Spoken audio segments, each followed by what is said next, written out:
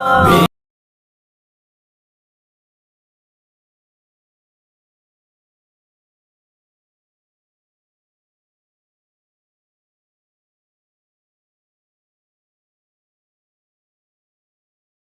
علی بھائی، اس میں یہ ہے کہ یہ جو توابون کے طریقہ مختار سقفی کے بارے میں تھوڑی وضاحت کریں کہ آپ کا اس میں کیا موقف ہے، کیونکہ شیعہ اور اہل سنت دونوں کے یہاں بڑی بڑی عجیب و غریب روایات ان کے بارے میں متضاد قسم کی آ رہی ہیں. ابھی صحیح مسلم میں جو ایک حدیث ہے نا کہ بنو ثقیف میں ایک کذاب ہوگا اور ایک جو ہے وہ ظالم ہوگا. ان کی بلدیت بھی بتا دیں. ہاں جی، مختار سقفی. تو اس میں وہ اسما بنت ابی بکر کہتی ہیں کہ ہم کذاب کو تو دیکھ چکے لیکن صحیح مسلم میں نام نہیں ہے وہ کون ہے. ٹھیک ہے. اور جو ظالم ہے حجاج تو ہے، تو یہ کہتے ہیں کہ یہ مختار سقفی ہے، وہ کذاب تھا. ہم کہتے ہیں کہ سنن کبری البیہقی میں موجود ہے، 72 حدیث میں بھی پایا ہے. ایسا آئٹم یہ بھی ہے کہ عبداللہ بن عمر جو ہیں وہ تو مختار سقفی کے لوگوں کے پیچھے نماز بھی پڑھا کرتے تھے، ان کو سلام بھی کیا کرتے تھے. یہ ان کے غالباً بنوئی بھی تھے. بنوئی بھی تھے. اور یہ مختار سقفی جو ہیں ان کے جو والد ہیں اچھا ابو عبیدہ، وہ صحابی ہیں. اچھا، یہ بات ثابت ہے؟ بالکل ثابت ہے. ابو عبیدہ ثقفی، یہ جنگ قادسیہ سے پہلے جو بڑا مارکا ہوا تھا رشین اس کے ساتھ، پرشین امپائر کے ساتھ، اس میں لیڈر تھے مسلمانوں کے. وہ ابو عبیدہ ثقفی بالکل، وہ تو غسل شہادت کر کے میدان عمل میں اترا کرتے تھے اور شہید ہوئے تھے. اور یہ ہاتھی کے نیچے آ کے، اور یہ سین عمر سیریز کے اندر فلمایا ہے قطر والوں نے، سنیوں نے ابو عبیدہ ثقفی کو دکھایا ہے اور ان کی شہادت بھی دکھائی. اچھا، یہ چیز مفتی صاحب صاحب بتاتے تھے کہ مختار سقفی پہ بھی وہ یہ کہتے تھے کہ یہ ان کا ہے. تو مختار سقفی کے بارے میں جو متضاد باتیں آتی ہیں تو اس طریقے سے کوئی واضح مجھے کہیں نہیں ملا اس کے بائی نیم کے ساتھ کہ اس نے کوئی دعوی نبوت کیا. وہ تو حضرت علی کے اولاد کے دفاع کے لیے کھڑا ہوا تھا. پھر دوسرا ایک حضرت ابن عمر اس کے پیچھے نمازیں پڑھتے تھے اور صحابہ جو ہے اس کے پاس وہ سارے اس کو کوئی دفاع نہیں کرتا. مختار سقفی کا دفاع مفتی صاحب صاحب سے پہلے کسی اہل سنت نے نہیں کیا، حالانکہ وہ بھی صحابی کا بیٹا ہے. نہیں، ہم دفاع اتنا کرتے ہیں کہ بھئی ہمیں کوئی یہ ثابت نہیں کر سکا کہ اس نے دعوی نبوت کیا ہے. ہمارے پاس صحیح سند سے لے کے آئے چیزیں، ہم اتنا دفاع کرتے ہیں. باقی ڈیٹیل کیا، باقی مولانا اسحاق صاحب کو چھوڑ دیں آپ. ابن کثیر نے بھی تعریف کی ہے قاتلین عثمان، قاتل حسین کے کو قتل کرنے پر ابو عبیدہ اس کی مختار سقفی کی، اور کہا کہ اس نے مسلمانوں کے دل ٹھنڈے کیے ہیں. ابن کثیر نے کہا؟ بالکل ابن کثیر نے لکھا. حالانکہ ابن کثیر کے بارے میں بریلوی کہتے ہیں ناسبی تھے، نعوذ باللہ. نہیں، کوئی ناسبی شسبی نہیں تھے، جھوٹ بولتے ہیں، کوئی ناسبی نہیں تھے. یعنی دیکھیں نا عوام میں کیسی کیسی باتیں مشہور ہیں. نیکسٹ کوشچن ہے، مختار سقفی نے کس حیثیت میں قاتلین حسین علیہ السلام سے بدلہ لیا تھا؟ کیا وہ اس وقت کوفہ کا حاکم تھا؟ کیونکہ مقدمے میں سزا دینا تو صرف حکمران کا حق ہے. صحیح سوال ہے جی، بڑا ٹیکنیکل کوسچن ہے. یہ بات تو صحیح ہے. پہلی بات تو یہ کہ آل امیہ کی جو حکومت ہے نا، یہ خود ہی غیر اسلامی ہے. یعنی یہ اسٹیبلش ہوئی نہیں، تلوار کے زور پہ ہوئی ہے. صحیح بخاری میں حضرت عمر کا خطبہ موجود ہے کہ جس کو تلوار کے زور کے اوپر حکمران بنایا جائے گا، حکمران جس کو بنایا جائے وہ اور بنانے والے اور دوسرے، ان کے درمیان قتل و غارت کا سلسلہ شروع ہو جائے گا. میں نے اپنے کربلا والے ریسرچ پیپر پہ یہ حدیث ڈالی ہوئی ہے.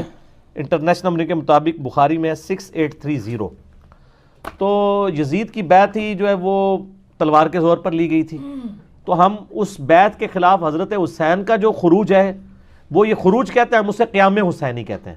وہ قیام حسینی تھا کیونکہ اس کی بیعت اسٹیبلش نہیں ہوئی تھی. حضرت معاویہ رضی اللہ تعالیٰ کے خلاف کیوں نہیں قیام کیا حضرت حسین نے؟ کیونکہ وہ ایک پیس ٹریٹی کے تحت معاملات سیٹل ہو گئے تھے. یزید کا تو یعنی حضرت معاویہ رضی اللہ عنہ نے جو 5 شرائط ٹریٹی میں مانی تھی، ان میں سے ایک یہ تھی کہ اپنے بعد شورا پہ امت کو چھوڑیں گے. انہوں نے پھر اپنے بیٹے کو بنا دیا. وہ بخاری میں بھی آتا ہے، عبد الرحمن بن ابی بکر نے بھی مخالفت کی. وہ کربلا والے ریسرچ پیپر میں پڑھ لیں. تو لہذا مختار سقفی کے بھی خروج کو ہم خروج نہیں قیام مانتے ہیں. قیام مختار ہے. اس پہ ایران والوں نے ایک مختار نامہ فلم بھی بنائی ہے. اس میں کچھ چیزیں غلط بھی ہیں لیکن میجارٹی ٹھیک ہے. تو مختار سقفی نے جو قیام کیا ہے وہ اس نے حکومت حاصل کر لی تھی. اس نے عبید اللہ ابن زیاد کو قتل کیا. اس کے بعد کوفے کے ممبر پہ وہ پورا ایک، آپ سمجھ لیں، ایک صوبہ اس کے پاس آ گیا تھا اور کچھ سال اس کی حکومت رہی ہے. پھر اسی حکومت کے تحت اس نے 22,000 قاتلین حسین جو بھی اس لشکر میں تھے چن چن کے ان کو قتل کیا. پھر ظاہر ہے وہ آل امیہ کو ہضم نہیں ہوا. بعد میں اس کے اوپر تہمت بھی لگی کہ اس نے دعوی نبوت کیا تھا. جو بھی روایتیں پیش کرتے ہیں کوئی بھی مضبوط درجے کی نہیں، آؤٹ آف کانٹیکسٹ ہیں چیزیں. ہم تو المصنف ابن ابی شیبہ سنن کبری البیہقی سے پیش کر رہے ہیں کہ عبداللہ بن عمر مختار سقفی کی پارٹی کے لوگوں کے پیچھے نماز پڑھا کرتے تھے. تو اگر وہ کافر یا دعوی نبوت کیا ہوتا تو کبھی نہ کام کرتے. یہ کس طرح صحابہ کو ہضم ہو سکتا تھا؟ تو وہ بس ایک نیچا کرنے کے لیے ایک پراپوگنڈا شروع کر دیتے ہیں. تو وہ حکمران، چونکہ جس حکمران کے خلاف اس نے قیام کیا ہے اس کی اپنی حکومتی 2 نمبری تھی، اس کو ختم کرنے کے لیے وہ کھڑا ہوا جس طرح کہ حضرت حسین بھی کھڑے ہوئے تھے. حسین علیہ السلام کا قیام بھی اسی حکومت کے خلاف تھا آل امیہ کے, جس کے خلاف مختار نے کیا ہے قیام. تو وہ قیام جو ہے وہ بالکل اسٹیبلش ہے. قیام کے بعد اس نے حکومت حاصل کر لی, اس کے بعد باقاعدہ پورا انہوں نے عدالتی نظام بنایا تھا. آپ اس فلم میں بھی دیکھیں پوری تحقیق ہوتی تھی, گواہ لائے جاتے تھے, ایک ایک بندے پہ وہ گواہی دیتا تھا, ہاں یہ بھی تھا یہ بھی تھا. اس طرح نہیں کہ انہوں نے ساروں کو قتل کیا, پورے ایک بڑا ٹائم لگا تھا سب کو قتل کرنے میں, وہ اس میں انہوں نے سارا فلمایا ہوا ہے. تو وہ حکومت وقت اور قاضی القضاء کے یعنی اس عہدے کے تحت پوری جسٹس کو, عدلیہ کو اسٹیبلش کر کے یہ سارا کام ہوا ہے. ماورائے عدالت قتل نہیں تھے جو قاتلین حسین کو قتل کیا. ٹھیک ہو گیا, بالکل ٹھیک کیا. اگلا سوال ہے علی بھائی کہ اہل سنت کے ہاں مختار ثقفی کو بھی دعوی نبوت کرنے والا قذاب کیوں سمجھا جاتا ہے, اس پہ پلیز وضاحت کرتے ذرا. اہل سنت اہل تشیع دونوں مانتے ہیں. اب متاخرین تھوڑے نرم ہو گئے ہیں شیعہ کے, پرانے تو وہ بھی قذاب کہتے ہیں, وہ بھی اس سسٹم کا حصہ بن گئے تھے نا, کیونکہ ظاہر مختار ثقفی خود سید نہیں تھا نا, مظلوم آدمی تھا. آپ کو پتہ ہے نا یہ کون ہے مختار ثقفی؟ عبداللہ بن عمر کا نہ عبداللہ ابن عمر ان کے داماد ہیں. نہیں بہنوئی ہیں, ٹھیک ہے, اور ان کے والد صاحب بھی ہیں مختار ثقفی. جی ابو عبیدہ ثقفی جو شہید ہوئے تھے جنگ قادسیہ سے پہلے ہاتھی کے نیچے آ کے, اور وہ عمر سیریز میں وہ فلم بھی فلمایا بھی ہوا ہے. یہ امیر تھے اس وقت, ٹھیک ہے, بہت بہادر تھے. یہ غسل شہادت کر کے گھر سے نکلا کرتے تھے, اور اللہ نے ان کو شہادت کے درجے تک بھی پہنچایا. ابو عبیدہ ثقفی, ان کا بیٹا تھا مختار بن ابو عبیدہ ثقفی.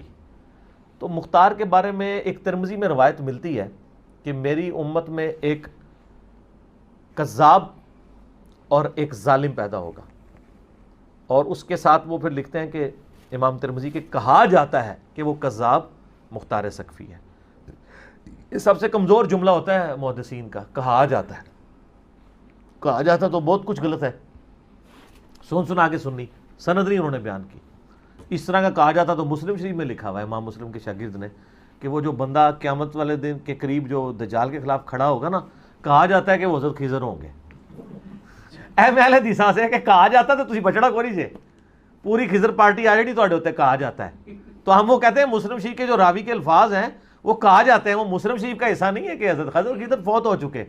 اگر نہیں یقین آ رہا تو مسئلہ نمبر 13 دیکھ لو, فوت ہوئے خود دفنایا ہوا ہے, ٹھیک ہے, علمی طریقے سے بتایا کہ وہ خضر اور تھے, چلے گئے دنیا سے.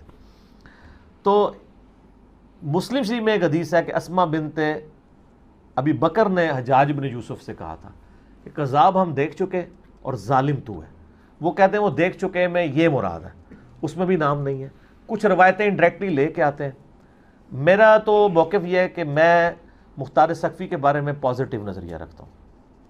اس کی وجہ یہ ہے کہ مختار ثقفی کے ماننے والوں کے پیچھے سنن کبریٰ البیہقی میں آتا ہے کہ عبداللہ بن عمر نمازیں پڑھا کرتے تھے. اگر اس نے دعویٰ نبوت کیا تھا تو اس کے پیچھے نمازیں کیوں پڑھتے تھے؟ یا آپ ثابت کریں کہ آخری عمر میں اس نے کر دیا تھا. اور وہ جس طرح کی ایمبیگوس روایتیں لے کے آتے ہیں نا, اس طرح کی روایتیں تو اس سے بڑھ کے صوفیاء کے ملتے ہیں, ان کو تو کوئی دعویٰ نبوت نہیں کہتا. یہ یاد رکھیے گا مختار ثقفی نے آل امیہ کی بیج کنی کی تھی, اس کے حاسدین بہت تھے, اس لیے پوری کوشش کی ہے اس کے مخالفین نے گھڑنے کی ایسی باتیں کہ ان کو بدنام کیا جائے. تو اس لیے اس معاملے میں یعنی میرا مختار ثقفی کے اوپر کلپ بھی چڑھا ہوا ہے کہ اس معاملے میں میرے پاس کوئی مضبوط دلیل نہیں ہے کہ میں اتنا ایکسٹریم حکم کسی کے بارے میں لگا دوں, ٹھیک ہے. تو میں ان کے بارے میں پازیٹیو نظریہ رکھتا ہوں.